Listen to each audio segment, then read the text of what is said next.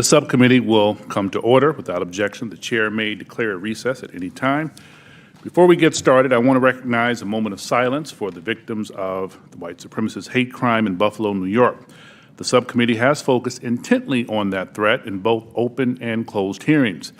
It is utterly devastating to see more victims of this violence. Buffalo, our heart breaks for you.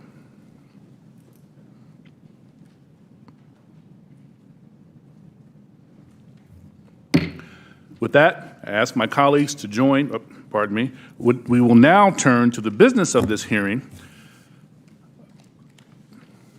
More than 50 years ago, the U.S. government ended Project Blue Book, an effort to catalog and understand sightings of objects in the air that could not otherwise be explained.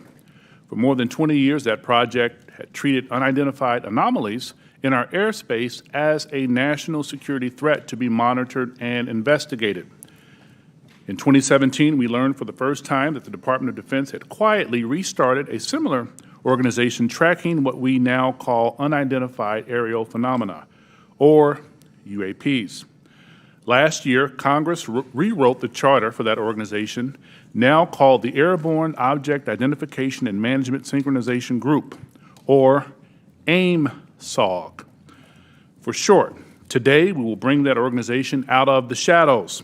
This hearing and oversight work has a simple idea at its core.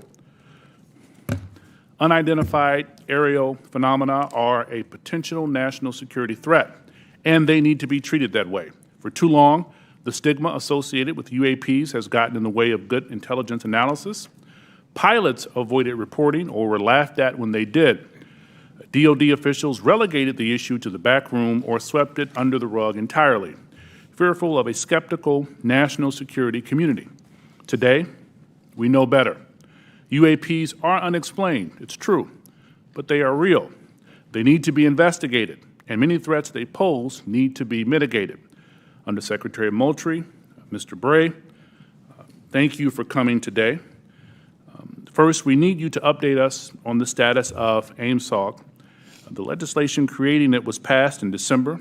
The deadline for implementation is fast approaching, but the group does not even have a named director. We need to know, sirs, the status of the organization and the obstacle to getting it up and running. Secondly, you have to convince the audience today, and most especially our military and civilian aviators, the culture has changed. That those who report UAPs will be treated as witnesses, not as kooks. Thirdly, you need to show us, Congress, and the American public whose imaginations you have captured. You are willing to follow the facts where they lead. You know, we fear sometimes that the DoD is focused more on emphasizing what it can explain, not investigating what it can't. I'm looking for you to assure us today that all conclusions are on the table. One final note, we are mindful today that AIM-SOG is not starting from scratch. This is the third version of this task force in DoD, and civil society groups like the Mutual UFO Network, Mr. Corbell and others have been collecting data on this issue for years. I hope you'll explain how you can leverage the knowledge and experience of our prior work on this matter to move the AIM-SOG along. The last time Congress had a hearing on UAPs was half a century ago. I hope that it does not take 50 more years for Congress to hold another, because transparency is desperately needed. I now turn to Ranking Member Crawford for comments he'd like to make. Thank you, Mr. Chairman. Honorable Moultrie and Mr. Bray, thank you for coming here today. We appreciate it. To begin the open dialogue between Congress and the executive branch on this important topic.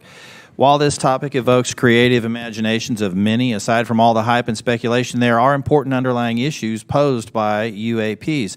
Despite the serious nature of this topic, I have to say I'm more interested in our understanding of Chinese and Russian hypersonic weapon development, or understanding why this administration was so slow to share actionable intelligence with the Ukrainians. However, inasmuch as this topic may help us better understand unknown activities of Russia and China, I am on board. The intelligence community has a serious duty to our taxpayers to prevent potential adversaries such as China and Russia from surprising us with unforeseen new technologies. As overseers of the intelligence community, this committee has an obligation to understand what you are doing to determine whether any UAPs are new technologies or not. And if they are, where are they coming from? In general, the IC spends much of its time and resources trying to understand what we call known unknowns. When it comes to foreign nations' weapons systems and sensors, known unknowns are those features that we don't fully understand yet. The challenge associated with UAP is that they are completely unknown and require a more expansive collection and analysis effort. The intelligence community must balance addressing known threats to our national security with preventing technical surprise. We must continue to follow the facts where they lead us and ensure that there are no technical surprises. The IC must take it seriously when there are credible observations of phenomena that seem to perform in ways that could pose a threat to safe flight operations, or that could be signs of a foreign adversary's attempt to develop a strategic technological surprise against the United States. It's also essential that our pilots and others feel they can report UAPs they observe without any stigma for doing so. This is the open, unclassified portion of our hearing. We'll have a closed, classified part later. It's important for the public to know that the classification of information exists to protect national security, not to try to hide the truth. When we're trying to determine if any UAPs are new technologies being developed by foreign governments, we are inevitably going to run into classified information about what new systems and technologies we do know are in the works here or abroad. But where information does not risk national security, it should be shared with our allies and the public when feasible. I hope that we can have your assurance to this end today. It's my hope that the intelligence community will continue to try to determine the nature of UAPs we've observed and will keep Congress fully apprised of all developments. I look forward to this hearing and continued dialogue and oversight with the intelligence community on this topic. And with that, I yield back. Gentleman yields back, and now I will turn to our distinguished chairman, Adam Schiff, for any comments he wishes to make. Thank you, Chairman Carson, for holding this open hearing on unidentified aerial phenomenon and for your leadership on this issue.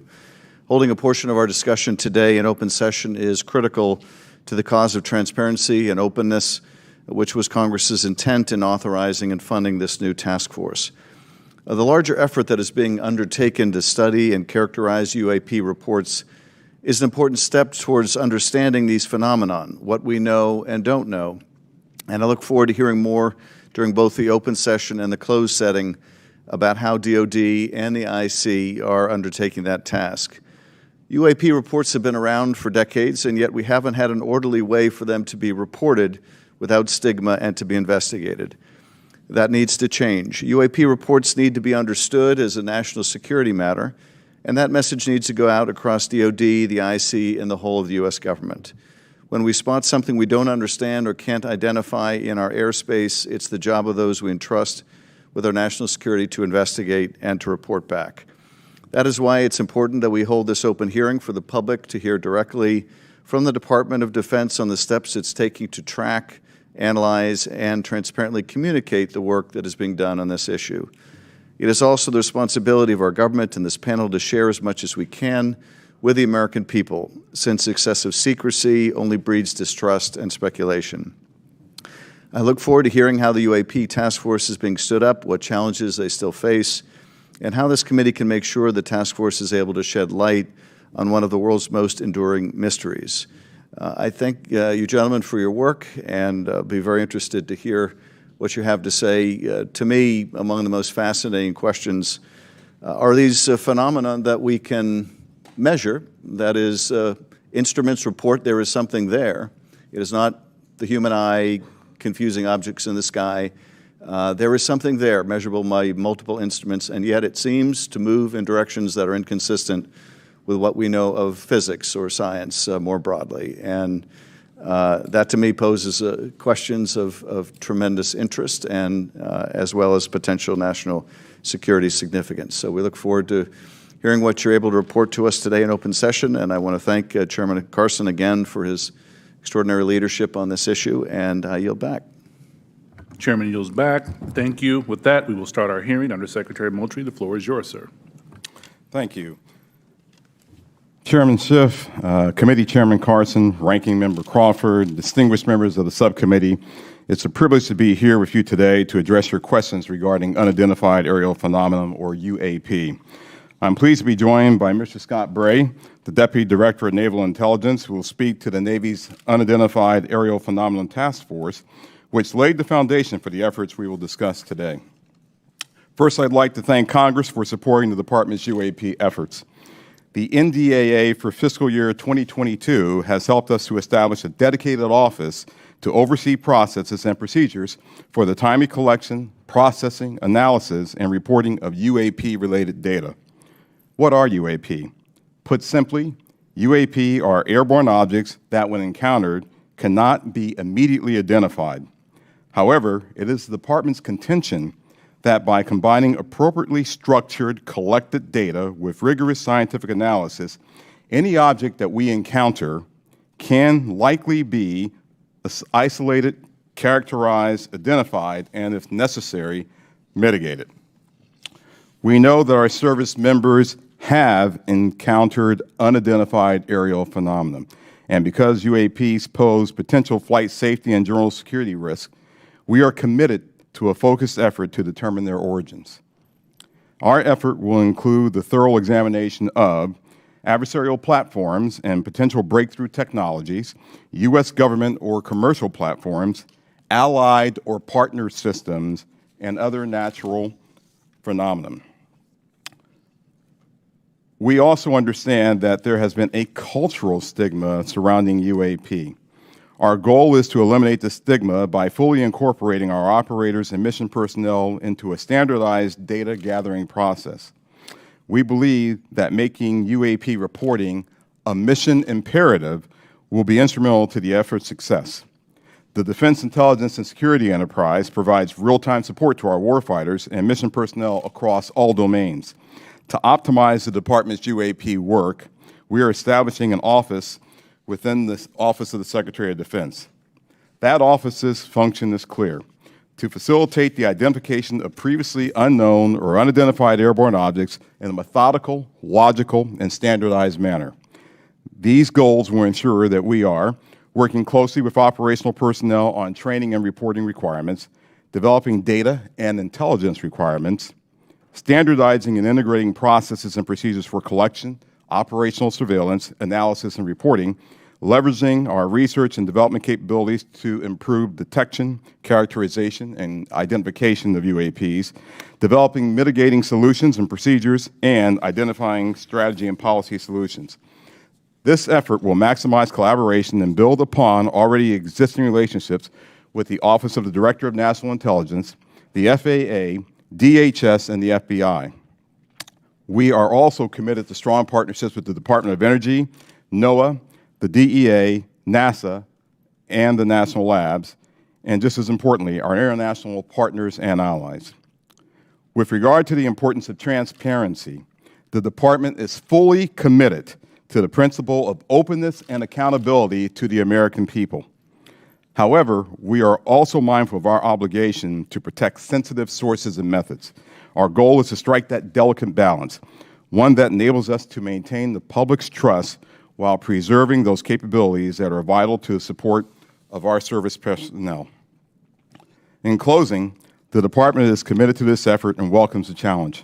We thank you for your committed support and look forward to your questions.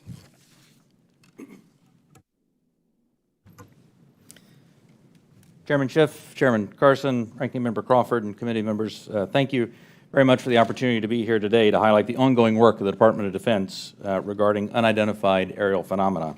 Since the early 2000s, we have seen an increasing number of unauthorized and or unidentified aircraft or objects in military-controlled training areas and training ranges and other designated airspace. Reports of sightings are frequent and continuing. We attribute this increase in reporting to a number of factors, including our work to destigmatize reporting, an increase in the number of new systems such as quadcopters and unmanned aerial systems that are in our airspace, identification of what we can classify as clutter, mylar balloons, and other types of air trash, and improvements in the capabilities of our various sensors to detect things in our airspace. Almost 2 years ago, in August of 2020, Deputy Secretary of Defense Nordquist directed the establishment of the Unidentified Aerial Phenomena Task Force within the Department of the Navy. The UAP Task Force was built on the foundation of the Navy's initial efforts to respond to the reports from our aviators on unidentified objects observed in our training ranges. The basic issues then and now are twofold. First, Incursions in our training ranges by unidentified objects represent serious hazards to safety of flight. In every aspect of naval aviation, safety of our air crews is paramount. Second, intrusions by unknown aircraft or objects pose potential threats to the security of our operations. Our aviators train as they would fight. So any intrusions that may compromise the security of our operations by revealing our capabilities, our tactics, techniques, or procedures are of great concern to the Navy and the Department of Defense. From the very beginning, we took these reports very seriously. We instituted a data-driven approach to the investigations where we could collect as much data as possible and use all available resources to analyze and make informed decisions on the best ways to address our findings. Our main objective was to transition UAP efforts from an anecdotal or narrative-based approach to a rigorous science and technology engineering-focused study. This data-driven approach requires input from a wide variety of sources. In the early stages, the task force worked to standardize the reporting mechanisms and processes to make it as easy as possible for personnel to report any engagement so that we were getting that wide range of reporting that we needed. We also spent considerable efforts engaging directly with our naval aviators and building relationships to help destigmatize the act of reporting sightings or encounters. And we worked with naval aviation leadership to provide additional equipment to record any encounter. Navy and Air Force crews now have step-by-step procedures for reporting on a UAP on their knee board in the cockpit and in their post-flight debrief procedures. The direct result of those efforts has been increased reporting, with increased opportunities to focus a number of sensors on any objects. The message is now clear. If you see something, you need to report it.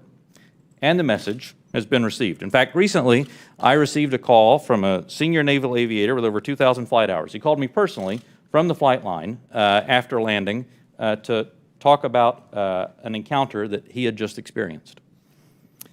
Those were just the initial steps. We also made a concerted effort to assemble subject matter experts from across the Department of Defense and the intelligence community and other U.S. government agencies and departments. We forged partnerships with the research, development, and acquisition communities, with industry partners, and with academic research labs, and we brought many allies and international partners into our discussions on UAP. Additionally, subject matter experts from a wide variety of fields, including physics, optics, metallurgy, meteorology, just to name a few, have been brought in to expand our understanding in areas where we may not have organic expertise. In short, we've endeavored to bring an all-hands-on-deck approach to better understand this phenomena. So what have we learned so far? Any given observation may be fleeting or longer. It may be recorded or not. It may be observable by one or multiple assets. In short, there's rarely an easy answer. For example, let me share with you the first video that we have here today, which shows an observation in real time.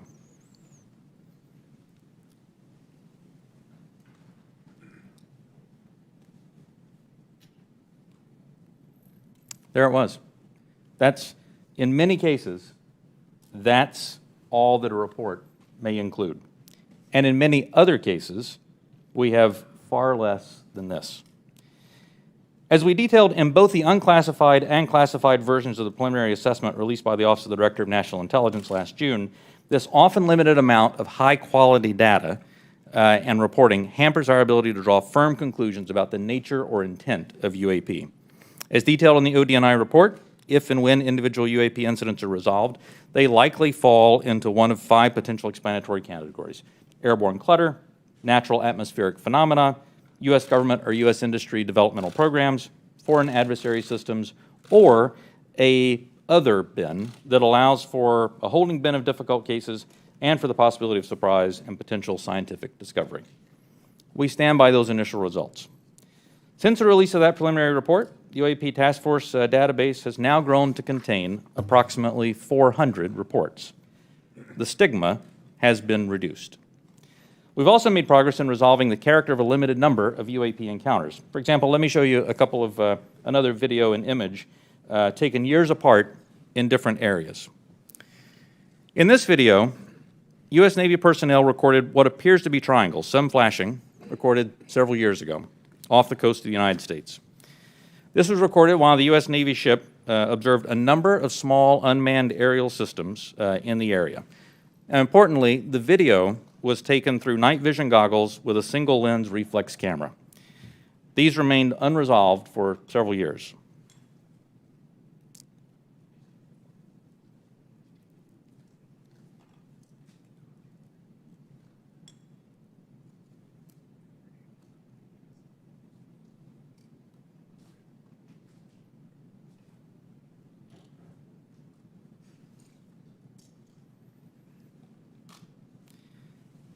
Several years later, and off a different coast, U.S. Navy personnel, again in a swarm of unmanned aerial systems, and again through night vision goggles and an SLR camera, recorded this image.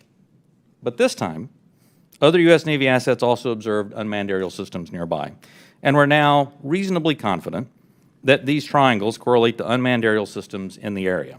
The triangular appearance is a result of light passing through the night vision goggles and then being recorded by an SLR camera. Now, I don't mean to suggest that everything that we observe is identifiable, but this is a great example of how it takes considerable effort to understand what we're seeing in the examples that we are able to collect. In this example, we accumulated sufficient data from 2 similar encounters from 2 different time periods in 2 different geographic areas to help us draw these conclusions. That's not always the case, though. We recognize that that can be unsatisfying or insufficient in the eyes of many. This is a popular topic in our nation, with various theories as to what these objects may be and where they originate. By nature, we are all curious and we seek to understand the unknown. And as a lifelong intelligence professional, I'm impatient. I want immediate explanations for this as much as anyone else. However, understanding can take significant time and effort. It's why we've endeavored to concentrate on this data-driven process to derive fact-based results. And given the nature of our business, national defense, we've had to sometimes be less forthcoming with information in open forums than many would hope. If UAP do indeed represent a potential threat to our security, then the capabilities, systems, processes, and sources we use to observe, record, study, or analyze these phenomena need to be classified at appropriate levels. We do not want potential adversaries to know exactly what we're able to see or understand, or how we come to the conclusions we make. Therefore, public disclosures must be carefully considered on a case-by-case basis. So what's next? We're concentrating on a seamless transition to the new organization, and future analysis of complicated issues of UAP issues will greatly benefit from the infrastructure, the process, and the procedures that we've developed to date. I'm confident that the task force under Navy leadership has forged a path forward that will allow us to anchor assessments in science and engineering by anecdotal evidence. We remain committed to that goal, as I know the USDI organization does as well. So thank you very much for your interest and continuing support for the UAP Task Force. The team's made a lot of progress, but we really are just establishing the foundation for the more detailed analysis that's yet to be done. And with your continued support, we can sustain that momentum necessary to produce data-centric analysis and understanding of the phenomena. I look forward to your questions. Thank you. Thank you, Mr. Bray. This is the 3rd version of this task force, and to be frank, one of Congress's concerns is that the executive branch in administration from both parties has been sweeping concerns about UAPs under the rug by focusing on events that can be explained and avoiding events that cannot be explained. What can you say to give the American people confidence that you aren't just focusing our attention on low-hanging fruit with easy explanations? Congressman, I'll start, and then Mr. Bray, please feel free to weigh in. So the way that we're approaching this is with a more thorough, standardized methodology than what we have in the past. First and foremost, the Secretary of Defense is chartering this effort. This is not someone lower in the Department of Defense. And he has assigned that task to the Office of Secretary of Defense, the Undersecretary for Intelligence and Security. That's me, because I'm responsible for looking at intelligence matters. I'm responsible for security matters. This is potentially both. So when you start concerning ourselves with the safety of our personnel, the safety of our installations and bases, there's no other higher priority than what we have than actually getting after this. And as you have stated, we have been assigned that task to actually stand up an office, the AIM-SOG, which I believe the name, sir, will likely change. But we have moved forward in terms of moving to establish that office. We have, as of this week, picked a director for that effort, a very established and accomplished individual. We've identified spaces. We've worked with personnel across the Department of Defense with the services, and we've worked with the IC, which is on board in helping us work through this standardized methodology for now, bringing in data, analyzing that data, and reporting that data in the appropriate method and appropriate means so we can either get it to our service personnel to ensure their safety or get it to you and the Congress and to the public to ensure that you have oversight to what we're doing. So chartered by the Secretary of Defense, standardized, and really a methodical approach is something that we're doing that has not been done before. Can we get some kinds of assurances that your analysts will follow the facts where they lead and assess all hypotheses? Absolutely. So we're open to all hypotheses. We're open to any conclusions that we may encounter.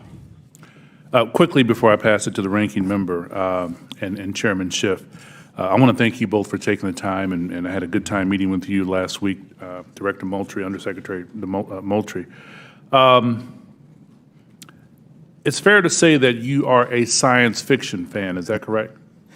It is fair to say that I am an inquisitive mind who has spent 40 years in the intelligence field and has focused on both science and science fiction. That is fair. Could you tell us about it?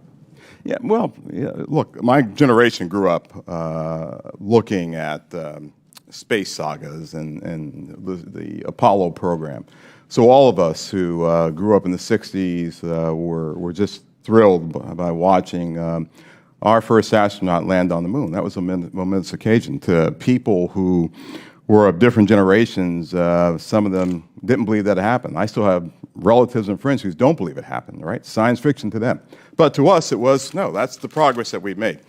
And so I was enthralled by that, and I've taken that to heart. I enjoy the challenge of what may be out there. I have mentioned to you that, yes, I have followed science fiction. I have gone to conventions, even. I'll say it on the record. Got to break the ice somehow. But, you know, I have done that, right? But there's nothing wrong with that. Don't necessarily dress up, but I do, you know, I do believe that it's important to show that the Department of Defense has, you know, we have character. And we're people just like you, just like the American people. We have our inquisitiveness. We have our questions. We want to know what's out there as much as you want to know what's out there. We get the questions not just from you, we get it from family members. And we get them night and day, not just in committee hearings. So finding what's out there is important, but first and foremost, it's important for us to do that so that we can ensure that our people, our personnel, our aviators, our bases and installations are safe. And then that curiosity factor is something else that we just want to know, because that's the human race. It's just, you know, that insatiable desire to know. Thank you, sir. Ranking Member Crawford. Mr. Moultrie, you said you don't necessarily dress up. That wasn't a real strong statement. Gentlemen, thank you for being here today. We appreciate it. And thank you, Mr. Moultrie, for breaking the ice the way you did. Appreciate that. The inability to understand objects in our sensitive operating areas is tantamount to an intelligence failure that we certainly want to avoid. This is not about finding alien spacecraft, but about delivering dominant intelligence across the tactical, operational, and strategic spectrum. So my question is, how can AIM-SOG lead to prevention of intelligence surprises? Sure, I'll start with that. So the goal of our effort is to integrate it into what we already do on a normal basis, which is look for the unknowns, Congressman, as you stated in your opening remarks, across all domains. So we've been doing this for decades. We've been looking at the space domain, looking at space objects, looking at space weather, looking at space phenomenon. We've been looking at things in the air domain, and as you know, and I'll talk more about this in classified session, but we have a very concerted effort to understand adversarial platforms and adversarial developmental programs. And we do that also in the ground domain. And of course, we're very interested in what happens in the underwater or sea domain, if you will, subsurface domain. So if there are objects that are aviators or air crews are encountering in this air domain, and their sensors are discovering or detecting some of these objects, we want to just bring that in to the normal process that we have for identifying unknown unknowns. We want to make sure we have the intelligence requirements that allow us not only to look at that event from the time that it occurs forward, but maybe retrospectively we want to go back and see if we can get to the left of that event to say, was there some developmental program that we, to get to your technical surprise issue, sir, that we should have known about? And if so, how do we put that intelligence requirement in place to ensure that we are following an adversarial development or any other development that may be out there? So that's what we want to do in terms of normalizing this and bringing it into the normal process of how we identify unknown unknowns. So you mentioned fidelity, and I think it's important to talk about the relationship from the Navy as the lead agency on this. How do you interact with Space Force, Air Force to create that degree of fidelity? We're talking about sensors and so on, and I guess where I have some concerns that many of the images that we see commonly in this committee and even in open source, the resolution and the clarity that would allow a robust technical intelligence analysis is challenging. So is AIM-SOG prepared to address the quality and quantity of data collected on UAP to advance intelligence collection? And do you have the adequate sensors you need to collect that high-quality data?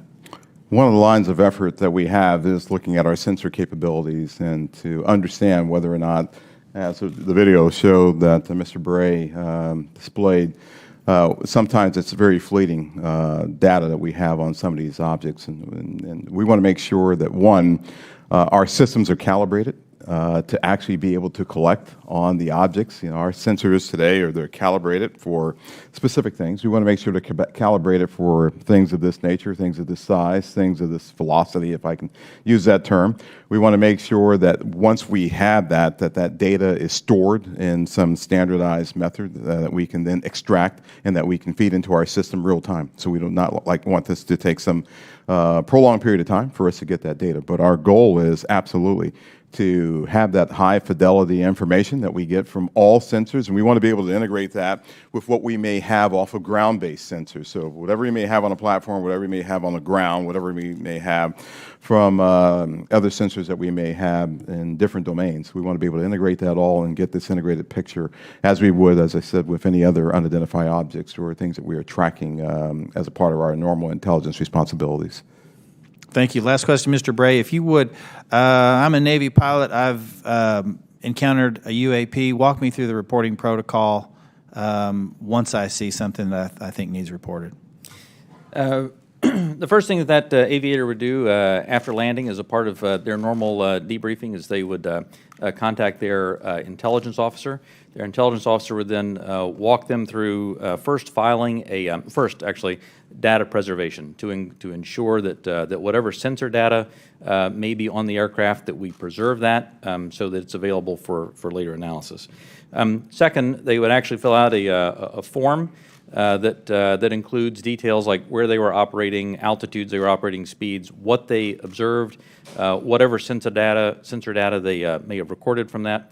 And then that report is filed. It goes two places. One, it goes through the operational chain of command so that operational units are aware of what's being observed, and also through the UAP task force so that they can take that data, database it, and quite often have individuals from the task force contact the aviator and ask them additional questions if there were things that weren't clear in the report.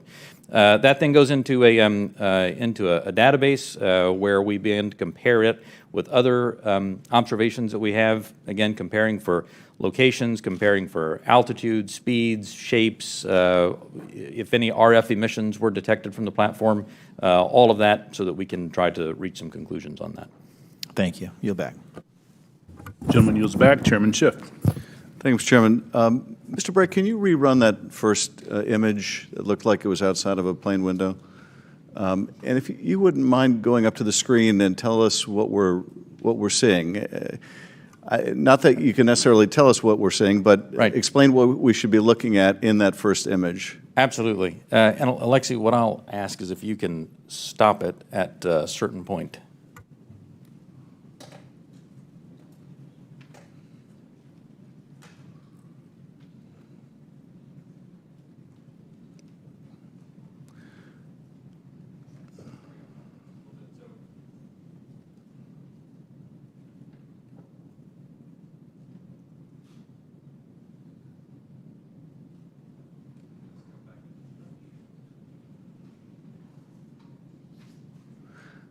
And are we looking outside of a civilian aircraft window? Is that what we're looking at? You're looking outside a U.S. Navy F-18. Okay. And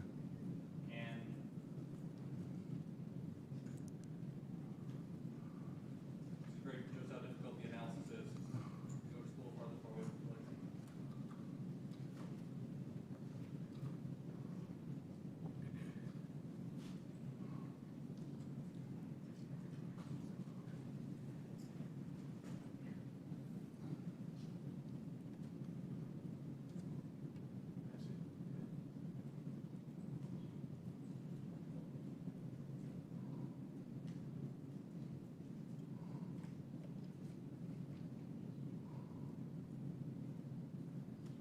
As you can see, finding UAP is harder than you may think. What you'll find eventually on this, when we find the right frame, is for literally about one frame here is a spherical object that passes right through here, passes right through there because the aircraft is moving pretty fast in this direction with the flyby of it. And it is a, Is that it right there? that is it. There we go, off in the distance. Can you point to the screen again what we're supposed to be looking at?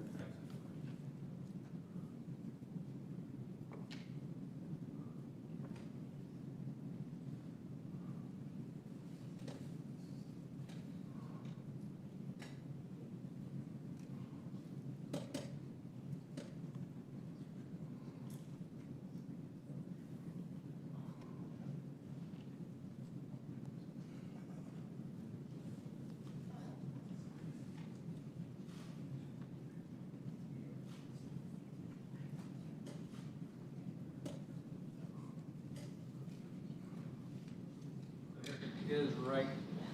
Okay, if you could stop that frame. That's not the one. No, it's not the one.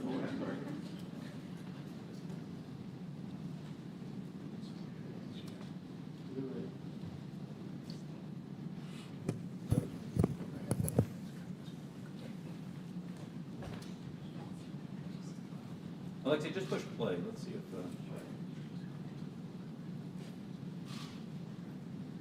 Here's what you'll see coming up right here is there it went. Now back up just a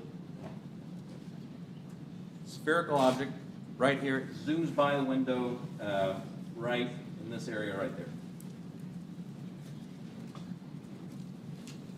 There we go. Could you see that part right there again going by? I think we're having a hard time stopping it in the right spot.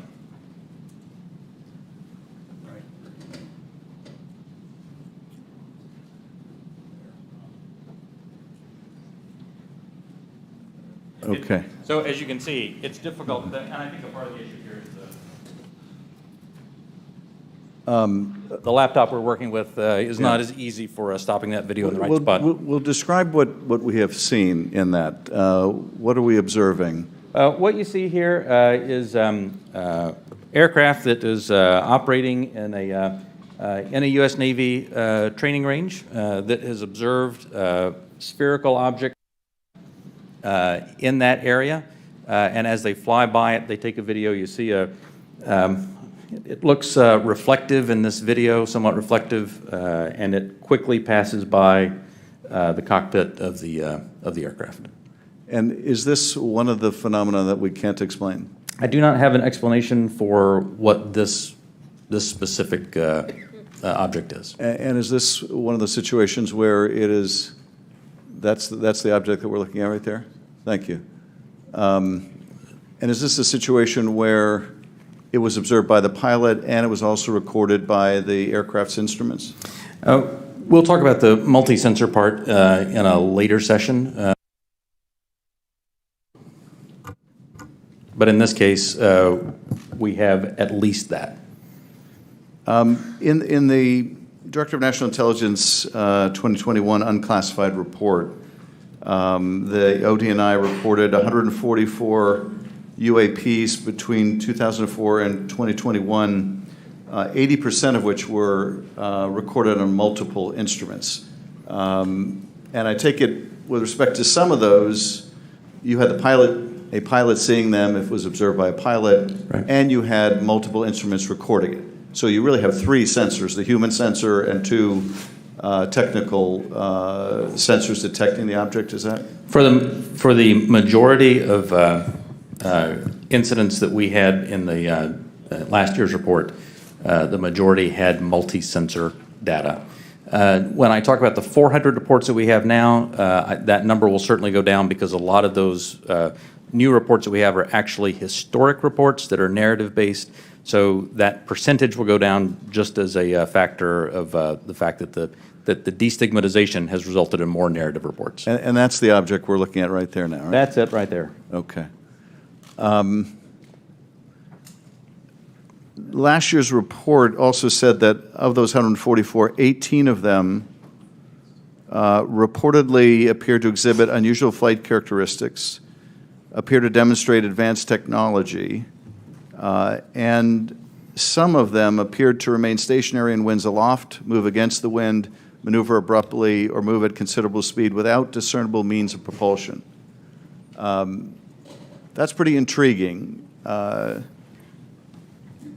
if you're able to answer this in this setting, are we aware of any foreign adversary capable of moving objects without any discernible means of propulsion?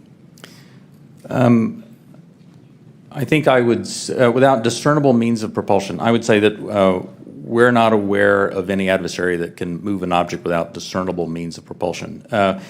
The question then becomes, in many of these cases where we don't have a discernible mean of propulsion in the data that we have, in some cases there is likely sensor artifacts that may be hiding some of that. There's certainly some degree of something that looks like signature management that we have seen from some of these UAP, but I would caution. I would simply say that there are a number of events in which we do not have an explanation, and there are a small handful in which there are flight characteristics or signature management that we can't explain with the data that we have.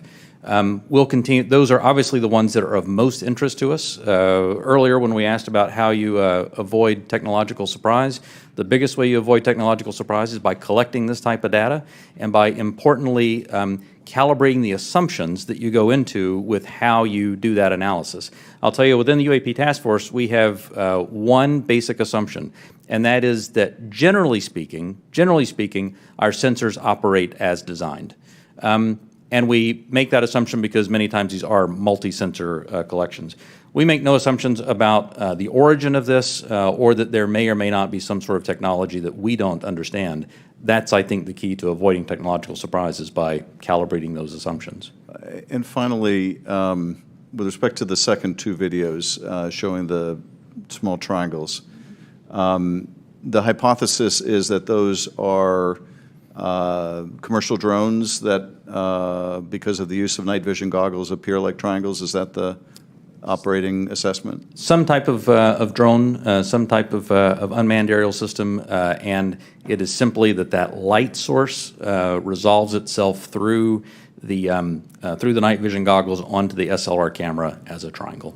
And have we, in order to prove that hypothesis, flown a drone and observed it with that same technology to see whether we can reproduce the effect? The UAP Task Force is aware of studies that have done that. Okay. Thank you, Mr. Chairman. I yield back. The gentleman yields back. Dr. Winstrup. Thank you, Mr. Chairman. Thank you all for being here. My first question is, through this process where there's been sightings, have the sightings been stationary, or have they always been sighted from a moving object, from a plane or a ship that may be moving? Have these reports ever come from a stationary object being observed in the sky? The UAP Task Force does have reports from reports from a stationary observer. Because there's a difference observing something when you're moving as Right. well. It's physics, right? So that's Right. why I asked that question. Are we capable, or have we made any breakthroughs, or anyone made any breakthroughs, to be able to cite something and make some determination at all of its composition, whether it's a solid or a gas? Is there any such capability? From Not asking what, I'm just... Right. From some of the returns, I mean, it's clear that the majority, well, it's clear that many of the observations we have are physical objects from the sensor data that we have. Well, gas is physical, is a physical object. It can be, and so, and you see where I'm going with this. I'm trying to determine what it is we're looking at. So if we can decide if something is a solid or a gas, and if there have been any conclusion on its capabilities, like its capabilities of movement, of turning, going, 180 degrees or 90-degree turn, anything along that line that we've been able to determine. Within the, and again, I should point out that that there is not a single explanation for UAP. There are a lot of different things that are unidentified aerial phenomena. Basically, we really don't know much on that. That's all I'm trying to get at. And I'm pleased that you have protocol right now for our military, but are there any non-military reports coming forward of similar events, or is it all coming from military? The UAP Task Force has a very good working relationship with the FAA. They have very good working relationship with other parts of the U.S. government so that we can ingest reports from Do we have from any those sources. reports non-military? Yes. Thank you. That's my question. And do we need to put out protocol for civilians that may be in that arena, like through FAA? Do you think that would be appropriate and helpful? I think standardized reporting, without a doubt, is key to helping us get to ascertain what some of these are. I think it would be important as well. Do we? There are other people besides the U.S. that have had these experiences and reported them. Is that correct? There are. That's correct. Is it all of our allies, or is it allies and adversaries? What have we learned publicly? So some of that, I think, sir, we'll save for closed session. Well, that goes to my next question. Publicly, have others made anything which would not have to be considered closed? I don't want you to answer what they've said necessarily. Allies have seen these. China has established its own version of a UAP task force, so clearly a number of countries have observations of things in the airspace that they can't identify. And do we share data with some, with all? Are they sharing with us? We share data with some, and some share data with us. But not necessarily all that have publicly reported something? That's correct. Okay. And I think that's an important thing, and for the other session, actually, that we don't discuss that now, because, obviously something like this can be a national security challenge for us, no doubt about it. If they're developed by an adversary through some breakthrough technology, they can be very disruptive to our military actions, or at least serve as a distraction. So my caution would be careful who we share our data with, and don't necessarily trust some of the data we may get from someone else. And with that, I yield back. Gentleman yields back. Mr. Himes. Thank you, Mr. Chairman. One of the objectives of this open hearing is to try to erode some of the stigma that attaches to, in particular, our military men and women reporting this. It's obviously really very serious because should one of our adversaries have developed a technology that we don't know about it, we need to know about it yesterday. And obviously, any sort of stigma that prevents our military from reporting this data as comprehensively as possible as a national security threat. So I really just have two questions in the service of that goal. The first is, the chairman asked that we run that video again. Most people, when they see a video, we're all used to seeing things from a car, seeing things from a sidewalk. Very few people have the experience of observing something through night vision goggles at Mach 1.5. So just talk for a minute about, if you would, whichever of you is most appropriate, how radically different observation is at high speed and 3-dimension than it is for most of us who walk around and drive cars. So the first thing I think that's important to note about this is there are lots of things when you are moving very fast and an object is between you and a stationary reference point like the ground, it gives a lot of different impressions about how quickly something is or isn't moving. And it actually means that it is a challenge, especially with narrative-based data, to get a lot of information on that. That's why the sensor data is so important, because things do happen very quickly, as you see there. And sometimes things that happen very quickly, something may be moving very slow. That aircraft is moving quite fast. How fast that object is moving that goes by is probably very slow. So I guess my point is that an observation, either a visual observation or a electronic observation, infrared or whatever, looks radically different than it does to most people. Even instruments are on gimbals and that sort of thing, so that creates a very unusual view to, again, those of us who are used to seeing things in 2 dimensions largely. And second question. I think, Mr. Bray, you said something that I want to unpack a little bit. A number of these UAPs, you said, we can't explain. Again, in the service of sort of reducing speculation and conspiracy theories, we can't explain can range from a visual observation that was distant on a foggy night, we don't know what it is, to we've found an organic material that we can't identify, right? Those are radically different worlds. So when you say we can't explain, give the public a little bit better sense of where on that spectrum of we can't explain we are. Are we holding materials, organic or inorganic, that we don't know about? Are we, picking up emanations that are something other than light or infrared that could be deemed to be communications? Give us a sense for what you mean when you say we can't explain. Sure. When I say we can't explain, I mean exactly as you described there, that there is a lot of information, like the video that we showed, in which there's simply too little data to create a reasonable explanation. There are a small handful of cases in which we have more data that our analysis simply hasn't been able to fully pull together a picture of what happened. And those are the cases where we talk about where we see some indications of flight characteristics or signature management that are not what we had expected. When it comes to material that we have no material. We have detected no emanations within the UAP task force that would suggest it's anything non-terrestrial in origin. So there's, when I say unexplained, I mean everything from too little data to the data that we have doesn't point us towards an explanation, but we'll go wherever the data takes us. Again, we've made no assumptions about what this is or isn't. We're committed to understanding these, and so we'll go wherever that data takes us. Thank you. That's very helpful, and so I think it bears emphasis. When you say we can't explain, everything that you can't explain is in a bucket called data. Is that correct?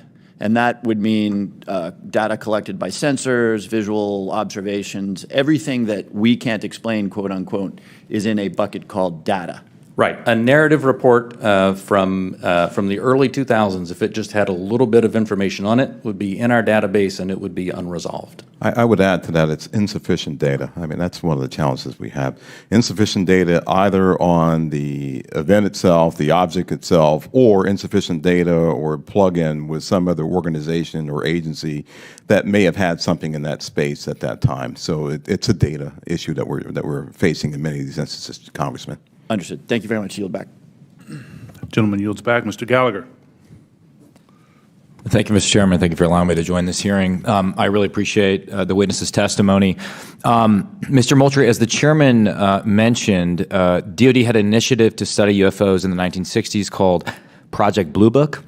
It's also been well reported in our briefing and in other places that we have more recent projects, specifically ATIP. Could you describe any other initiatives that the DoD or DoD contractors have managed after Project Blue Book ended and prior to ATIP beginning? Did anything also predate Project Blue Book? So I can't speak to what may have predated Project Blue Book. I mean, of course, there's Roswell and all these other things that people have talked about over the years. I'm familiar with Blue Book. I'm familiar with ATIP. I haven't seen other documented studies that have been done by DoD in that regard. So you're not aware of anything in between Project Blue Book and ATIP? I'm not aware of anything that's official that was done in between those two. Okay. Hasn't been brought to my attention. Okay. Additionally, are you aware of any other DoD or DoD contract programs focused on UAPs from a technological engineering perspective? And by that I mean, are you aware of any technology initiatives focused on this topic other than initiatives focused on the individual case investigations? I am not aware of any contractual programs that are focused on anything related to this other than what we are doing in the Navy Task Force and what we are about to launch in terms of our effort. Same question for you, Mr. Bray. Same answer, not aware of anything outside what we are doing in the UAP Task Force. So just to confirm, you're not aware of any technology or engineering resources that have been focused on these efforts besides what we've mentioned today? Once again, I'll say no contractual or programmatic efforts that are involved. The reason why I qualify it that way, let me qualify it that way. I can't speak to what people may be looking at in the department. Somebody says, I'm looking at something that may be unidentified, and I can't speak to that. I speak to official programs that we have on the record.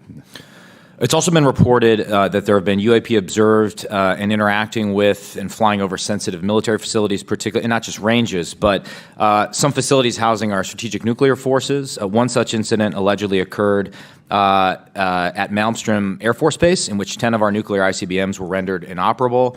At the same time, a glowing red orb was observed overhead. I'm not commenting on the accuracy of this. I'm simply asking you whether you're aware of it and whether you have any comment on the accuracy of that report. Let me pass that to Mr. Bray, if you've been looking at UAPs over the last 3 years. That data is not within the holdings of the UAP Task Force. Okay, but are you aware of the report, or that the data exists somewhere? I have heard stories. I have not seen the official data on that. So you've just seen informal stories, no official assessment that you've done or exists within DoD that you're aware of regarding the Malmstrom incident? All I can speak to is what's within my cognizance of the UAP Task Force, and we have not looked at that incident. Well, I would say, it's a pretty high-profile incident. I don't claim to be an expert on this, but that's out there in the ether.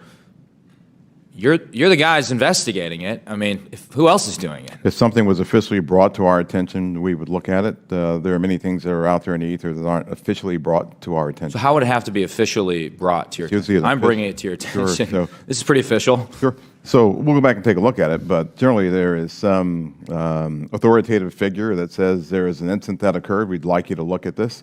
But in terms of just tracking what may be in the media that says that something occurred at this time, at this place, there are probably a lot of leads that we would have to follow up on. I don't think we are resourced to do that right now. Well, I don't claim to be an authoritative figure, but for what it's worth, I would like you to look into it. And sure. If for no other reason, you could dismiss it and say this is not worth wasting resources on. Will do. And then finally, are you aware of a document that appeared around 2019, sometimes called the Admiral Wilson Memo or EW Notes Memo?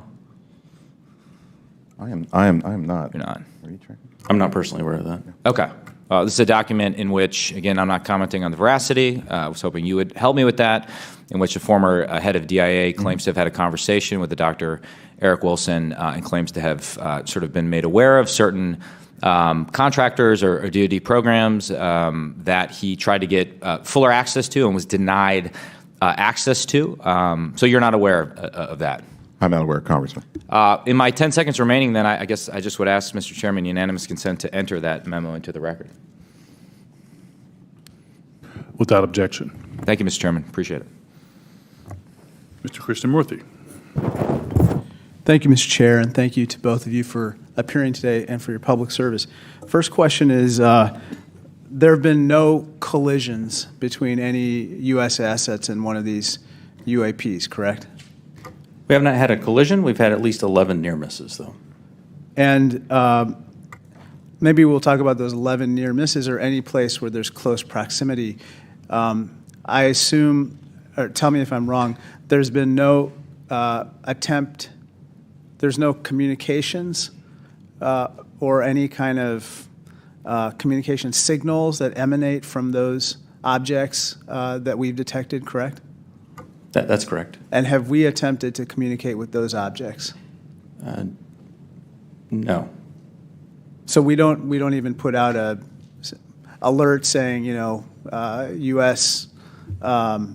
Identify yourself. You are, within our flight path or something like that. We haven't said anything like that.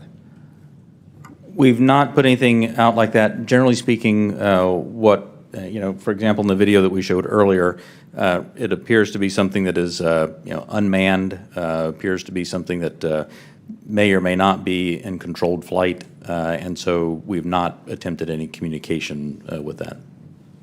Okay, so, and I assume we've never discharged any armaments against a UAP, correct? That's correct. How about wreckage? Have we come across any wreckage of any kind of object that has now been examined by you? The UAP task force doesn't have any wreckage that isn't explainable, that isn't consistent with being of terrestrial origin. Do we have any sensors underwater to detect on submerged UAPs? Anything that is in the ocean or in the seas? So I think that would be more appropriately addressed in closed session, sir. Okay. I think one of the biggest questions that I have is, we say with a lot of probability, we say they, quote unquote, probably do represent physical objects, close quote. When we say probably, is that because we cannot conclusively say that they are physical objects?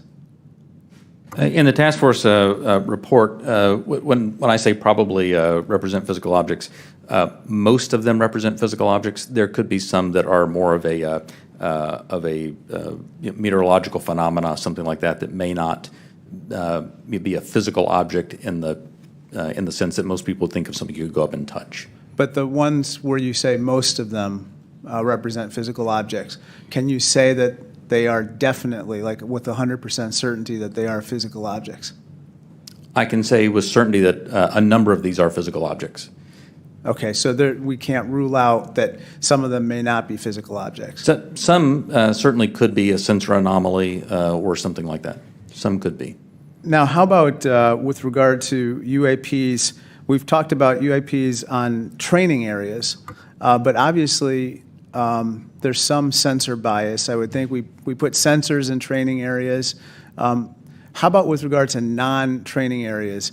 Do we track what's in open source and what civilians and others have tracked? And have we found similarities to what they've observed in terms of UAPs in non-training areas to the ones that are in training areas?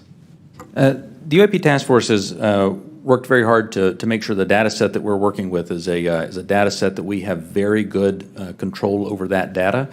So we have some partnerships with FAA so that we get some of that, so we get that reporting in.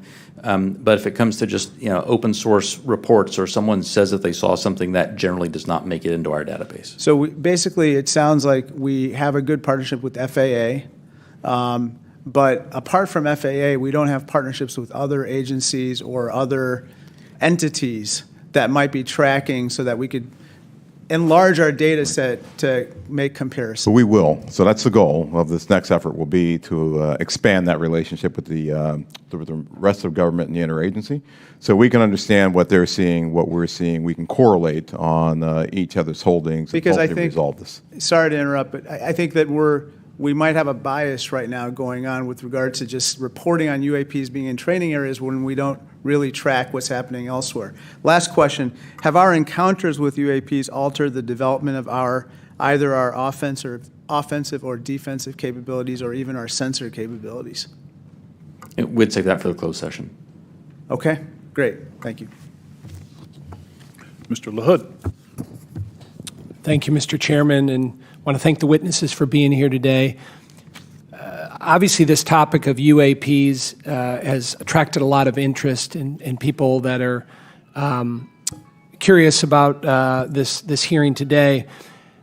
As we talk about, and I would say there's a lot of what I would call amateur interest groups that are involved in the UAP field.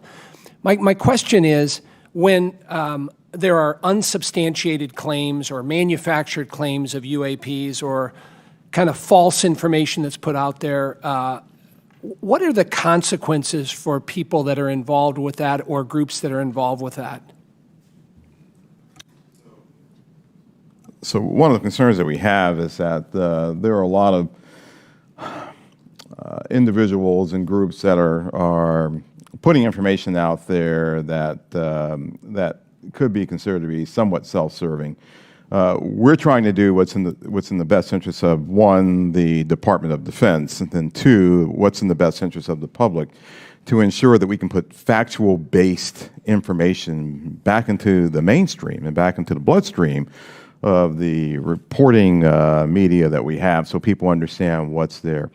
It's important because we are attempting, as this hearing has drawn out, to understand, one, what may just be natural phenomenon, two, what may be sensor phenomenology or things that were happening with sensors, three, what may be legitimate counterintelligence threats to places that we have or bases or installations, or security threats to our platforms. And anything that diverts us off of what we have with the resources that have been allocated to us, send us off in these spurious chases and hunts that are just not helpful. And they also they also contribute to the undermining of the confidence that the Congress and the American people have that we are trying to get to the root cause of what's happening here, report on that, and then feed that back into our national security apparatus so we are able to protect the American people and our allies. So it is harmful, it is hurtful, but hopefully if we get more information out there, we'll start to lessen the impact of some of those spurious reports. So just taking that a step further, so that misinformation, false narratives, manufactured, so what are the consequences? Are there legal consequences? Are there examples that you can give us where people have been held accountable by this misinformation or disinformation? I can't give you, any examples where somebody's been legally held liable for putting something out there, but... Well, I guess what's the deterrent from people engaging in this activity? I don't know. I don't have that answer. That's something that, welcome the dialogue with Congress to talk about that with the members who, help legislate those laws to say what should be the legal ramifications that we could use to potentially hold individuals accountable, whether it be citizens or information that might be injected into our media by other forces or other countries, if you will. And in terms of DOD's review and analysis in this field, I mean, is there a standard in place when it comes to UAPs? I mean, is there any guidance you look to that's codified in law or otherwise within DOD that kind of sets out the standards for UAPs and what to look for? I think that's part of what the group that we're standing up now will be chartered to do. We're actually, from my organization, we'll be looking at policy and standards that we have to come to you and work with you to actually put in place and promulgate across our government. Thank you. I yield back. Gentleman yields back.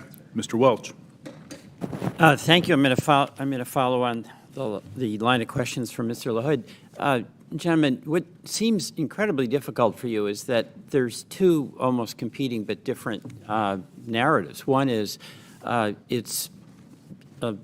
no one knows whether there's extraterrestrial life. It's a big universe, and it would be pretty presumptuous to have a hard and fast conclusion. And then if there is, it's not beyond the realm of possibility that there is some exploration coming here. And that underlies a lot of the reports you get. I think Mr. LaHood was asking about that. People think there must be extraterrestrial life, and it's not at all beyond the pale that there would be a visit here.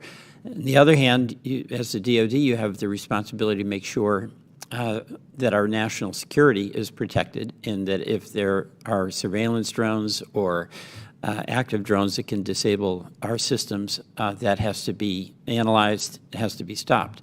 So how do you divide how do you separate your responsibilities where you get all these reports from folks who maybe in good faith, maybe not, believe that you should be investigating every possible report of a extraterrestrial incident? I'll start with you, Mr. Moultrie. Sure, indeed, Congressman, and thank you for the question. It's important that we, as a part of this effort, really build out the relationship that we have with others, including NASA, and for the reasons that you just pointed out. So there are elements in our government that are engaged in looking for life in other places, and they have been doing that for decades, right? They've been searching for extraterrestrial life. There are astrobiologists who have been doing this too. We're a part of that same government, and so our goal is not to potentially cover up something if we were to find something. It's to understand what may be out there, examine what it may mean for us, if there are any, from a defense perspective, any national security implications or ramifications, but then to work with organizations as appropriate, if it's a weather phenomenology with NOAA, if it's a potential for extraterrestrial life or an indication of extraterrestrial life with someone like NASA. So the transparency actually is very important. Completely. For public consumption. Completely. But we're going to have a classified briefing, and without going into the details of what kinds of secrets that we can't share here, what is it? What are we protecting? I don't know if you can answer this question in this open forum, but in fact, your perception of what it is we have to, quote, protect. So I think right now what's really important for us to protect is how we know certain things. So there are a lot of things that we know, whether it be about the thinking of other leaders around the world, the weapon systems that are being developed, or how we detect things that may be threats to us. Many of those things are the result of some of our most sensitive sources and methods, and we'll use those things not just for this effort, but those same sources and methods are used to help protect us from adversaries and from others who might mean to do us harm. There aren't separate UAP sensors. There's not a separate UAP processing computer. There's not a separate UAP dissemination chain or whatever. So it's the same process. It's the same system that we have that helps us do all that. We need to protect that because this is something that we're looking at, but we're sure there are going to be other things that we'll look at in the future that will need those same sensors, we'll need those same sources and methods to help us do. So we're protecting the fact of that this nation has developed capabilities that enable us to know what may be threats to us and to counter those threats before they become something of a national issue. Thank you very much. I want to thank both you, Mr. Bray, and you, Mr. Moultrie, for your appearance today. I yield back. Gentleman yields back. Gentlemen, beyond videos, is there a range of other information that the executive branch has that would be valuable to the American people while protecting sources and methods, obviously? The details of individual encounters, including the time, place, and details of an encounter? And does the AIM-SOG have a clear and repeatable process for considering public release as part of the process? Chairman Carson, and do you commit to building that process if it's not in place? The UAP Task Force, the security classification guide that the UAP Task Force has been operating under that I approved really was meant to protect those sources and methods and meant to protect any knowledge that an adversary intelligence entity may gain from understanding what we're tracking, how we track it, or when we're tracking it, or if we're not. And so that has been an important piece in the balance between transparency and preserving our warfighting advantage, because the U.S. military does train as it would fight. What I will commit to is, at least for that material that's under my authority as the Deputy Director of Naval Intelligence, for information that we have, when it does not involve sources and methods, and when we can, with a reasonable degree of confidence, determine that it does not pose a foreign intelligence or national security threat, and it's within my authority to do so, I commit to declassifying that. So I believe very much in the transparency of this, and we work very hard to balance that with our national security needs. And I'll just add, Congressman, just over the last 3-4 months, I think that the intelligence community and the national defense apparatus have disclosed more information on various events than it has in probably the previous 10 years. You have our commitment to work closely with the Director of National Intelligence and others in the declassification and downgrading of intel apparatus to ensure that we can get whatever information that we can out to the American people and to the public writ large. Greatly appreciated, sir. Ranking Member Crawford. Thank you, Mr. Chairman. Representative Stefanik is en route, I believe, just real quickly, but in the interim, if I could, if you'll indulge me, I just have a couple of real small questions. One is, do we have an example? Can you cite a specific example of an object that can't be explained as having been human-made or natural? I mean, the example that I would say that is still unresolved, that I think everyone understands quite well, is the 2004 incident from Nimitz. We have data on that, and it simply remains unresolved. Does not mean it resolves to being something, right, that is easily explainable or well, obviously it resolves to being something that is difficult to explain. But I can't point to something that definitively was not man-made, but I can point to a number of examples in which remain unresolved. Gotcha. With regard to videos that have appeared in open source channels, for example, the Tic Tac video, does AIM-SOG maintain control of videos, and how do you prevent leaks of potentially classified videos or other material? So the AIM-SOG, as we establish that organization, we will have a process for classified and compartmented holdings, and we will find a way of getting positive control over those. We have our sensitive access programs and special access programs that allow us to put what we call SAPs around things, and then there's controlled access programs that allow us to put caps around things. So we'll have that in place. Our goal will be ensuring that we're sharing that with the appropriate analysts and the appropriate exploiters, if you will, who can look at that data too. What we don't want to do is bring something into a DoD database or a DoD holding and then have so many wrappers around it, it's not available to those who really need to look at it and to exploit it. And that's one of the reasons we're establishing relationships with the interagency, with the IC, and others to be able to do that, sir. But we will do our best to maintain positive control over the materials that we have within our holdings. Thank you. Chairman Schiff.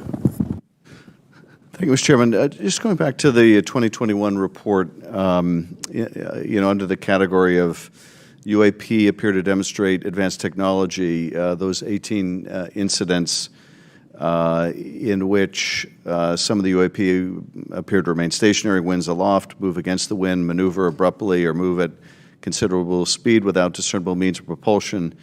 It goes on to say, in a small number of cases, military aircraft systems processed radio frequency energy associated with UAP sightings. I couldn't tell from that whether that small number of cases was a part of the subset of 18. That is, among the 18 which appeared to move with unusual pattern or flight characteristics, did some of those also emit radio frequency energy? I would have to check with our UAP task force on that. I believe, without getting into specifics that we can do in the closed session, at least some that we have detected RF emissions from were not behaving oddly otherwise. And the significance of measuring that radio frequency energy is what? That we suspect that this was some form of aircraft in which there were radio transmissions? The biggest thing that you're looking for there is any indication of an effort to jam whatever sensors that we may have looking at it.